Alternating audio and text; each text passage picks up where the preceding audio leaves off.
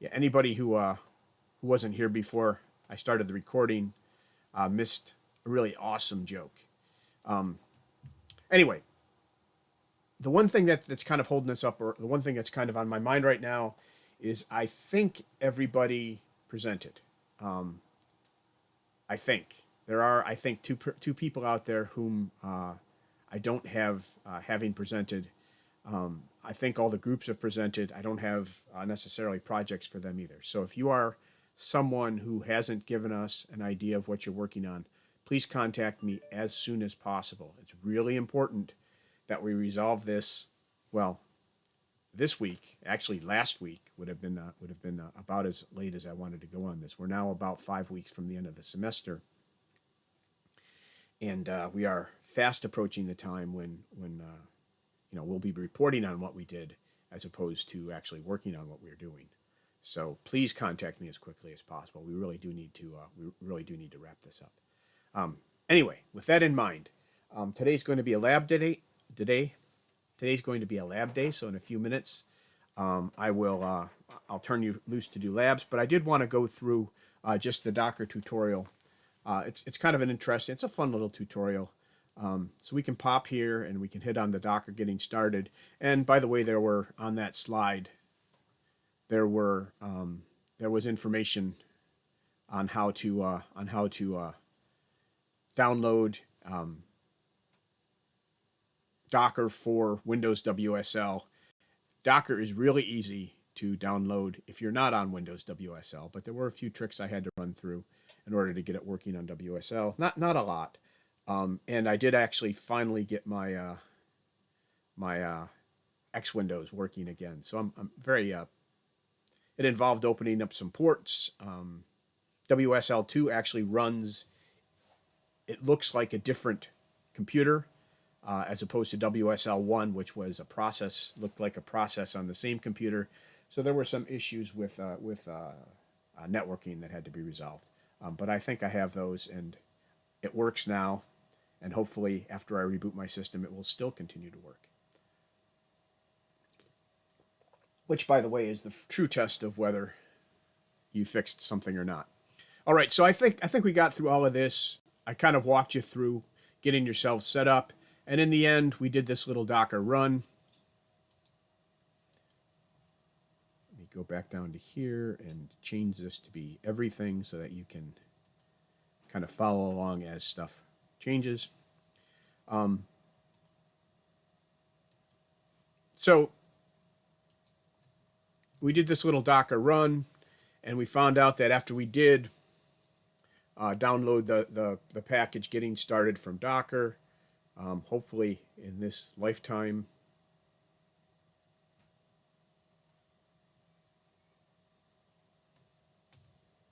there we go. We can do a Docker PS. We can see that it's actually running. We can do a Docker images. And by the way, you can do all of this stuff from the Docker command line, or the Docker desktop interface, right? You can see us running the Docker getting started. I'm going to kill this. It takes up time. It takes up stuff. And quite honestly, I don't find it all that particularly useful, but you might. And if you do, please feel free to use it. It's a reasonable thing to use. Okay, so where does this bring us? So anyway, so we ran the Docker. We can see that the Docker is actually running, right? It's E06089D52469 is its unique container identifier. And if we look at the run, it says start this up and forward port 80 to port 80. And if we then go into our little thingy here and start up a new window, and we go to localhost :80, what we'll find is that we have in fact forwarded, right? The Docker container we're running, this Docker container maps port 80 in the container to port 80 on your machine. And that means that if we go to port 80 on our machine, using, if we look through this, we would find out it's probably a TCP. Anyway,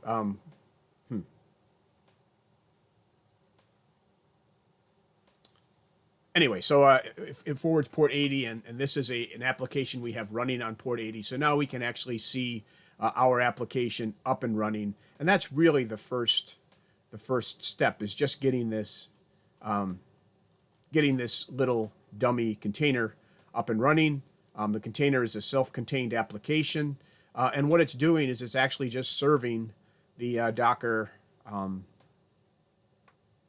the Docker tutorial. So we now have running locally in case we lose our internet. I can still give you the slides, although you wouldn't be able to see them because you're watching it over the internet. But anyway, so we're running a container, and the container actually has all of this stuff in it that we need to see to do the first 4 steps. You'll notice that in the other container, these were numbered. This was 1, 2, 3, and 4. They're not numbered here, so this is a separate window, and we're going to go down through sharing our app. So anyway, the container image is an isolated file system. That's what when we look at the image, that's what we're looking at. When we run the image, we're running the application associated with that file system, and we are getting started. So now we're going to do something a little bit, just moderately more complicated. And let's see what I have here.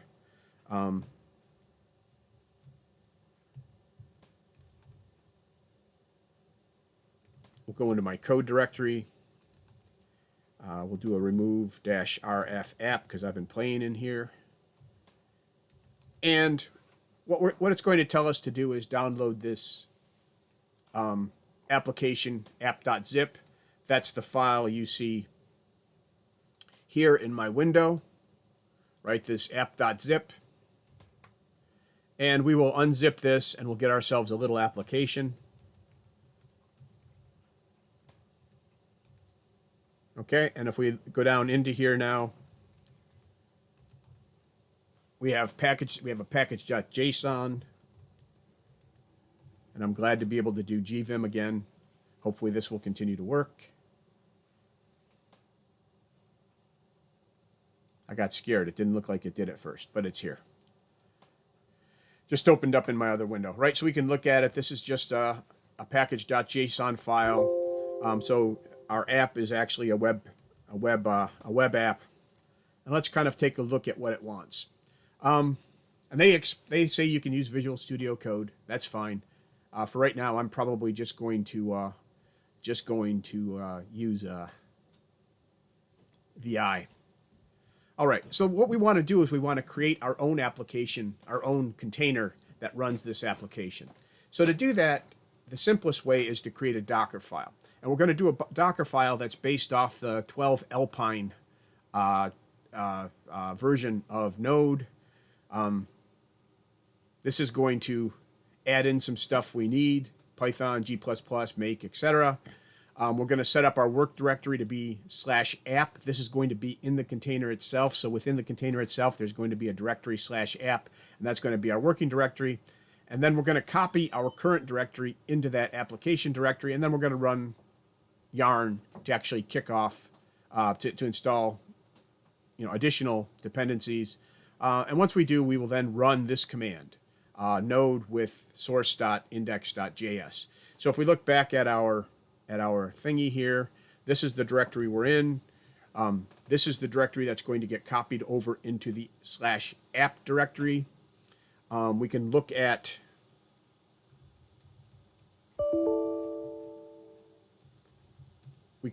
source/index.js. I'm not really a big JavaScript guy, but this is what it looks like. And you can see that we're going in and we are, essentially setting up an application to listen on port 3000.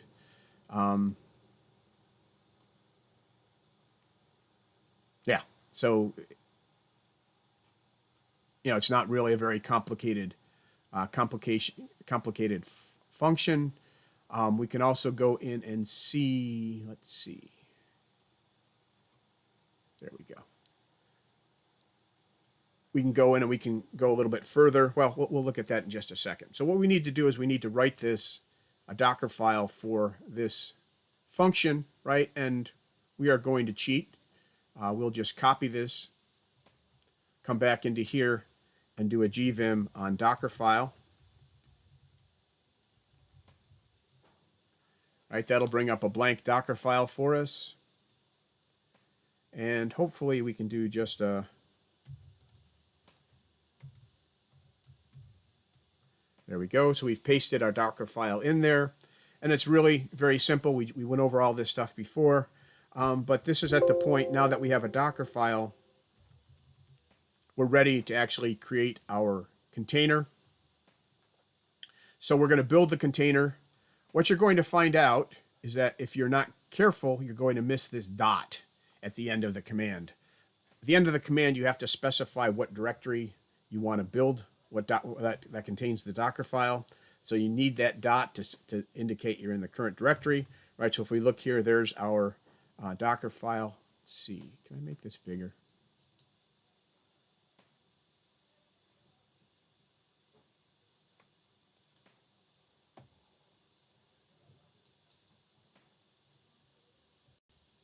There we go.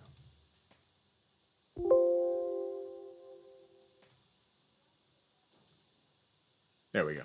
We'll make this a little bit bigger. So we can copy that command in there. We just do a Docker build. The -t flag says create a tag called getting started. And then the dot says where is the Docker file located. It's located in the current directory. So that's a dot. And as we go through here, this is going to go out and it's going to interrogate the Docker Hub or the Docker repository for all of the stuff we actually need to build our container.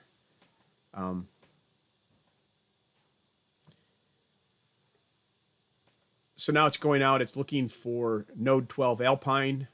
It'll download everything it needs. I'll keep talking, babbling gibberish until it actually finishes. By the way, before I did this, when I tested it just a few minutes ago, it was much, much faster than this. But that was before I had all you guys watching and had a Nook up and I had things recording, etc. Okay, so now it's running our Docker file. This is running the yarn install production.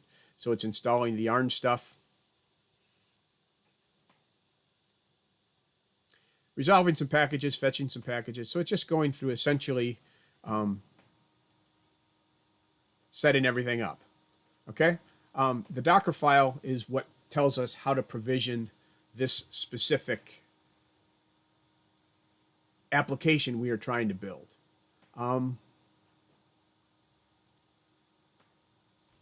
Okay. So eventually this is going to download. And once it's done, we're going to want to run it. Could take a long time to run. So when we run it, we're going to, again, this is going to be a web app. So we're again going to run it. You know, D says run it in the background. P says run, do port forwarding from port 3000 on the application to port 3000 on the container. Port 3000 on the host to port 3000 on the container. You should know which way that goes. I'm going to leave that up to you guys to find out. One of these is the host port, and one of these is the container port, and you should make sure that you know which direction you're doing the forward. Okay, are we running now? Are we ready? Man, this is taking a long time. Okay, I'm going to keep going on. Although there's not really much to do. I guess maybe what I can show you is that if we go to localhost right now, on port 3000, there's actually nothing there.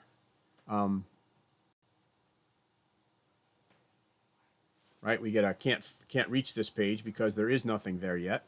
Okay, we've gone on. We've moved past running yarn to now exporting to the image and exporting some layers, and boom, finally. So now we have Docker PS. we've got our first initial Docker getting started container running, right? But we don't have our current one running, but we do have a new image for it. If we look at Docker images, okay, here is our new latest getting started. 37 seconds ago. You'll see that I was playing around with it 59 minutes ago when I was trying to get ready for you guys. And now we can do the startup of the Docker run. And again, this will run in the background. This will give us the identifier for the image. So Docker PS gives us, right, this is a shortened version of the complete identifier here. If you're familiar with SHA keys, you know, it's the case that you don't normally need all of the bits to specify it. They're generally unique pretty fast. All right, so now that we've done that, we can come back to our local host here. Let's do a quick refresh. And in fact, we get, hopefully, you can see it coming up. It says we have a to-do app. So hopefully it's coming up. There we go. There is the new items. We can add some to-do items for today. We can add a to-do item for give a lecture. We could add a to-do item for hype a lecture, so that I get lots of cash on the whole monetization on YouTube, which by the way I haven't done and I don't get. And then I guess we can go home. Or Heim. Go home. All right, so we can add items to our list. We can cross them off. It's a really simple application. And once we've done that, we can also delete them. And what I want to point out is this little no items yet, add one above, which is kind of the code word for you're not planning on doing anything today. You should probably think about what you might want to do. Okay, so it works as we expect. We can mark them complete. We can remove them. We're actually storing items in the back end, right? It's pretty nice.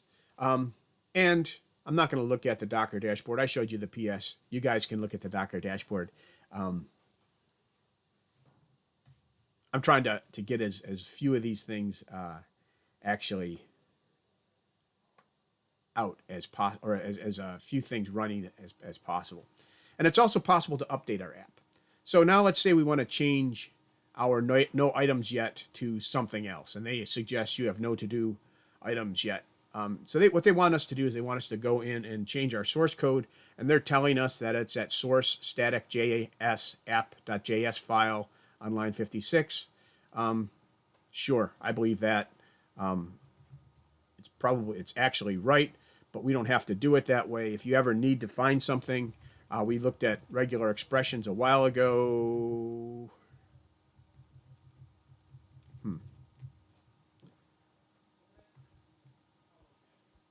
So I have a find command here.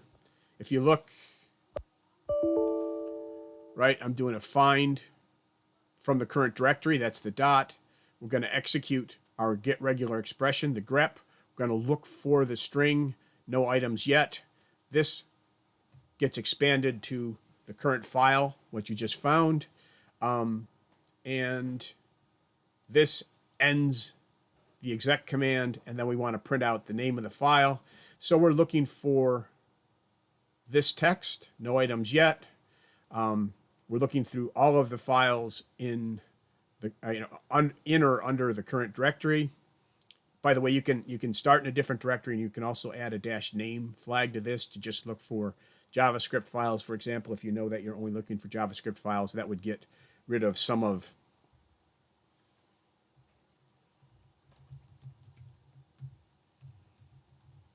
these errors that we were getting, or some of these warnings. You can see that this just pulls out app.js. This is the string it found. This is where it found it. So now we can do a gvim source static js app.js.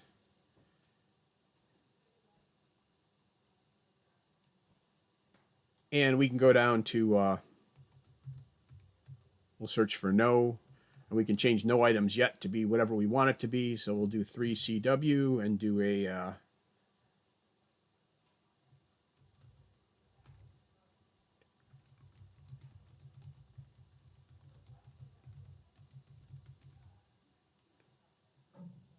we'll say woot out of annoying things to do.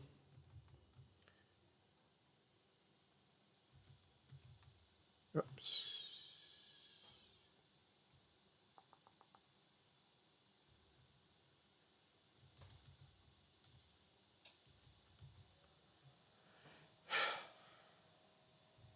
And we can even do a diff. Now we can't do a diff. I don't have this in a well, we'll see what happens. I did some weird keystrokes, and I don't think I changed anything. But that first one was supposed to be a right, and it did something different, and I wasn't paying attention. So let's make sure let's see if this still works. Okay, so we've made a change. Once we've made a change, we need to rebuild our container, because our image contains the old version of the software. So we can do a copy on this. We come back in, we'll rebuild our image, we'll give it the same name. And hopefully this will go faster because it's already downloaded most of the stuff it should actually need. But who knows?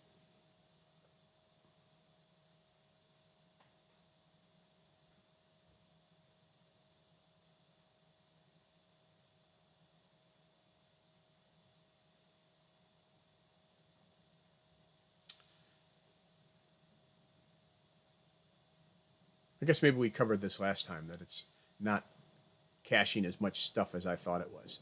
But yeah, this went fast. Now it's the yarn install that took the time last time. There we go. That went much faster this time.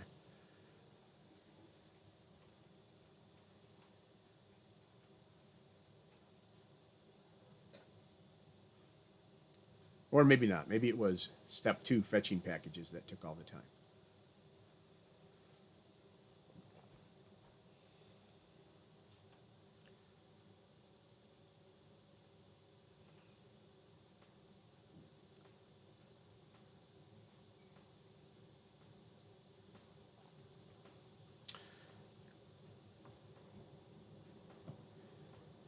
All right, so let's go back while that's finishing up. Once we do that, we're going to try to run it again. So the whole idea here is to run it again, but you'll notice that we still have it running over here, and somebody is still using our local host. So the key is we're going to try to run it here, but what's going to happen is when we try to run it, we're going to get a ports already in use error. So we're going to need to shut down our old version of getting started and kind of move on from there. How long did this take last time? 2 minutes?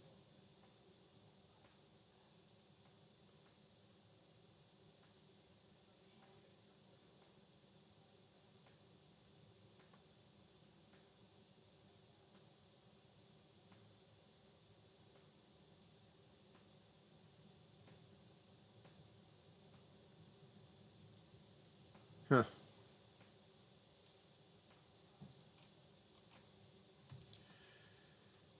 Come on, finish up.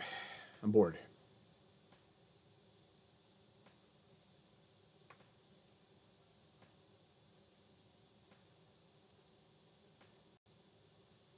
I swear this took about 10 or 15 seconds an hour ago. There we go.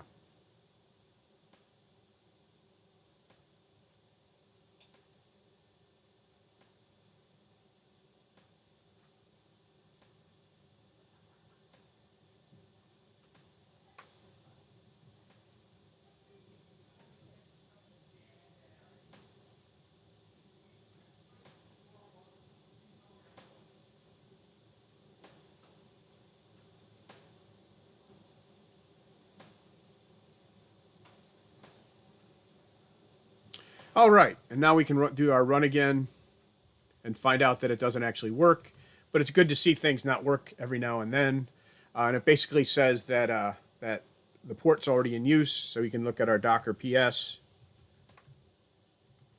and we can see that, yes, in fact, it is already in use. So we can kill it. So it's the FC6D, so we can do a Docker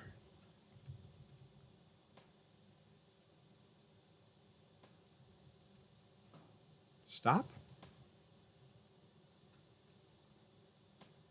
Yeah. F6CD63, that should be enough. And then having stopped it, we can also remove it from our images so we don't get confused with our current image. And now we can do a run again with our getting started. And when we do that, we should be able to come back into our to-do application.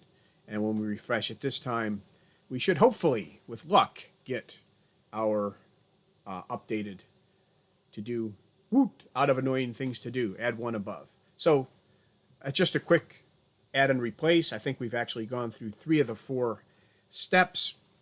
And if you wanted, you can go in here and look at this with the Docker dashboard, and you can actually use the trash key to get rid of images on the Docker dashboard. Blah blah blah. Yeah. Okay. So,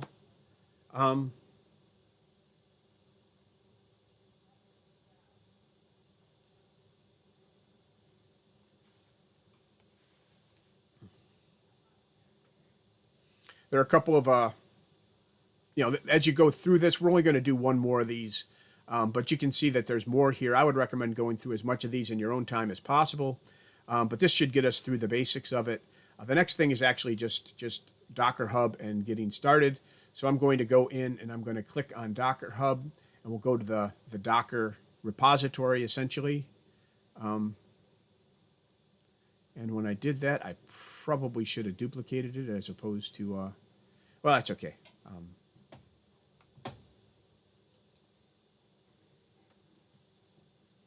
We'll duplicate it now, and we'll go back when we need to. There we go. All right, so we're in the Docker Hub. You see that I've already created an account. If you need to, please create an account and please log in. This is where you can store things and make them, just like GitHub allows you to put your code out there and allow other people to share it. You can do the same thing with Docker. You can see that I have a bunch of Docker files out there. I've been cleaning them up a little bit because most of them I don't need. But it's good to have. So go to Docker Hub, log in if you need to. We want to create a new repository. So I'm going to create the Getting Started repository. We'll click on that. It comes out. This is just like GitHub,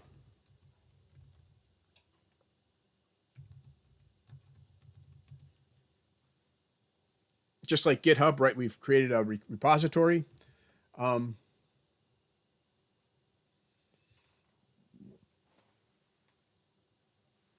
And we'll do a create.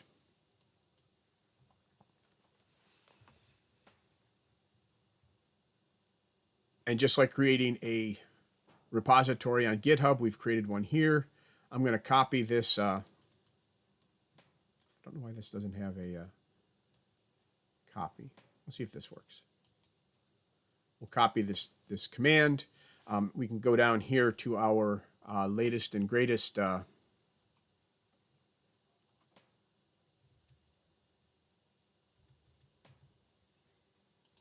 and we can do a start. I'm going to tell you that I don't have a tag name on this. If you remove that tag name thing, it'll use the latest. Unfortunately, it's going to not like this because it's looking for something named WD Turner / getting started. So it should actually not work here. I think that's one of the things they asked us to do to show you an error and how to get around it.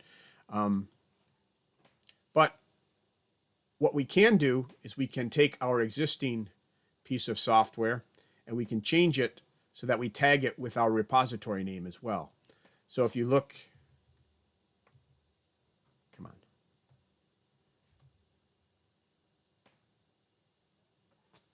Then again,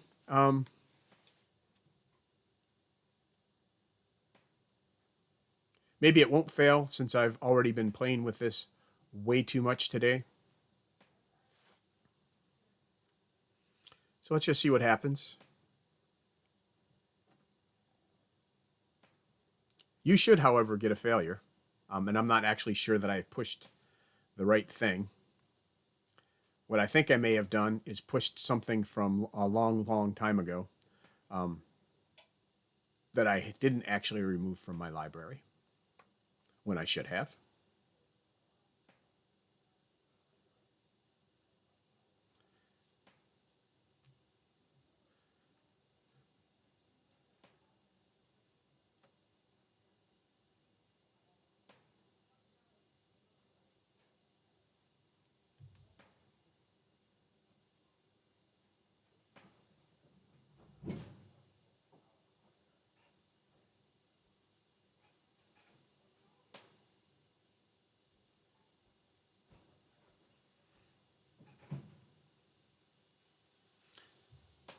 Okay, it seems a shame to do this twice, so I'm just going to kill this. Let's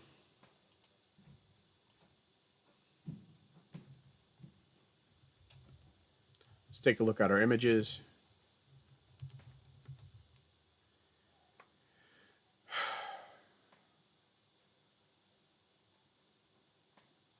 Yeah, so it was pushing this one from 3 days ago. All right, so what we want to do is we want to rename this one to be this one. So let's do a Docker remove 0 F53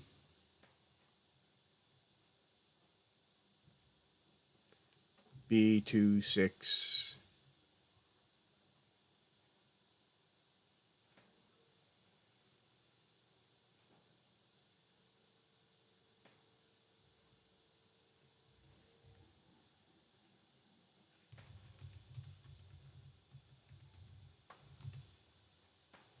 Yeah, we'll get rid of this in a minute. Anyway, so what we want to do is we want to do our tag command to tag the correct one for Docker. So essentially that is this.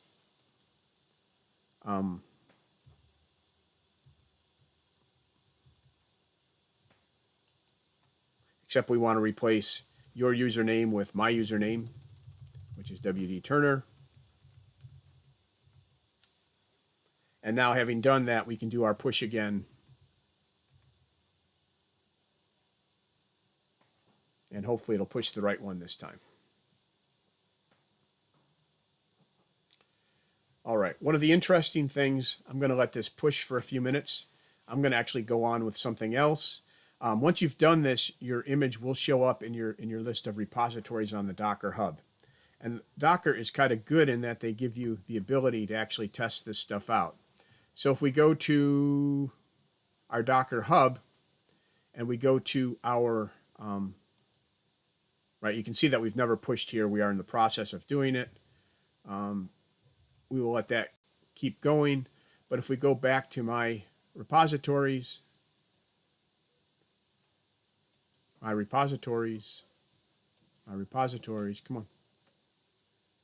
on. And we go into this Docker getting started hub. We actually have this one already there. I pushed it an hour ago. It doesn't say exactly the same thing, but it says something. So we can come down into our little tutorial. We can hit the play with Docker button. And play with Docker allows us to start a little web app. It is running out on the web. It doesn't have any security really. So we've just clicked on add new instance. We now have a Docker instance. We can do a git pull WD Turner / Did this other one push yet? We'll pull the new one. Okay, the other one pulled or pushed. So we can do WD Turner / getting started. Come on. This is the one you guys just saw me build.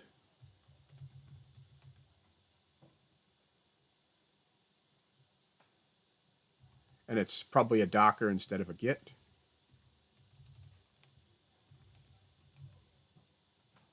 It's probably Docker spelled correctly instead of Git.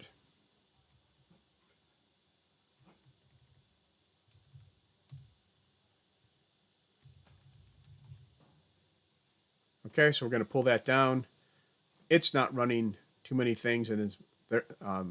Docker's wife is on the computer in a meeting with her company, so I have much more bandwidth here, and we can do the Docker run. What was it? -dp 3000.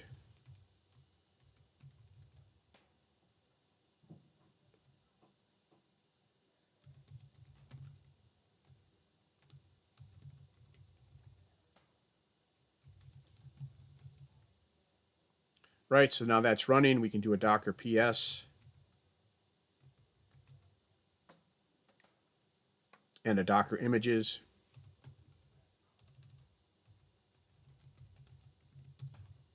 Right, and see both of those there. And if we want to test it, we can actually go out and click on this open port 3000 thing and see that our new application does actually come up with the woot, hopefully, in it. And we can still do stuff.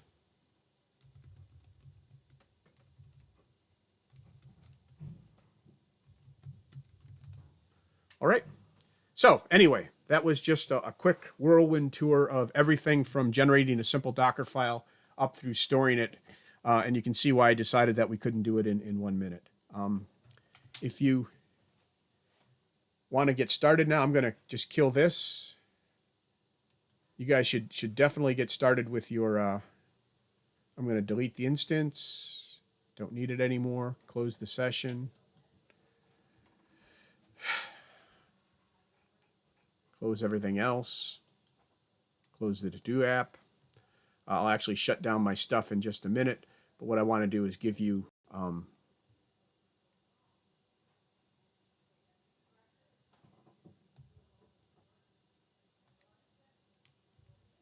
a link to the lab for today. Actually, if I share this, I think.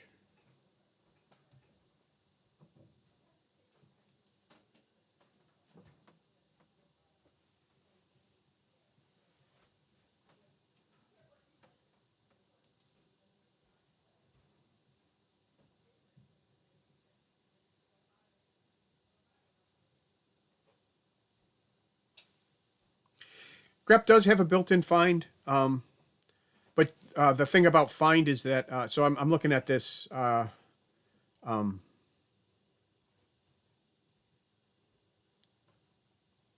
Grep does have a -r to recursively search, but the one thing about the find is then is the last part where I was able to filter out based on only looking for JavaScript files. You can't really do that with the grep because it won't recurse down directories if the directories don't match the file name. So if you're looking only through your .c files or your .cpp files or something like that, the find it actually allows you to find only those things that make sense versus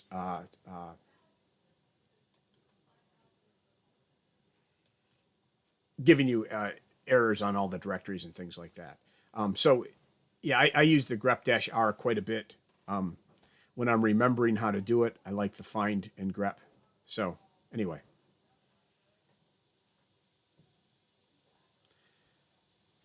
There may be. I haven't found one. That doesn't actually mean that there's not one there. There is a lot of information that in Linux that I don't know. There's a lot of information in Linux that I used to know. It's a pretty big and vibrant system. We were in virtualization, right?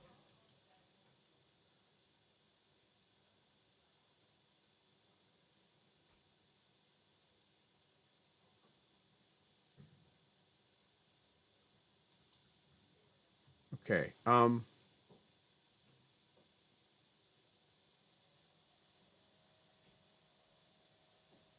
going to paste this link in the chat. I think this is kind of a fun one. It walks you through a few more things. You use a YAML file to set up multiple containers. You'll actually you can set up a little chat bot if you want, using Rocket Chat. I don't know. I thought this was a fun lab. I enjoyed doing the lab. So, well, there you are.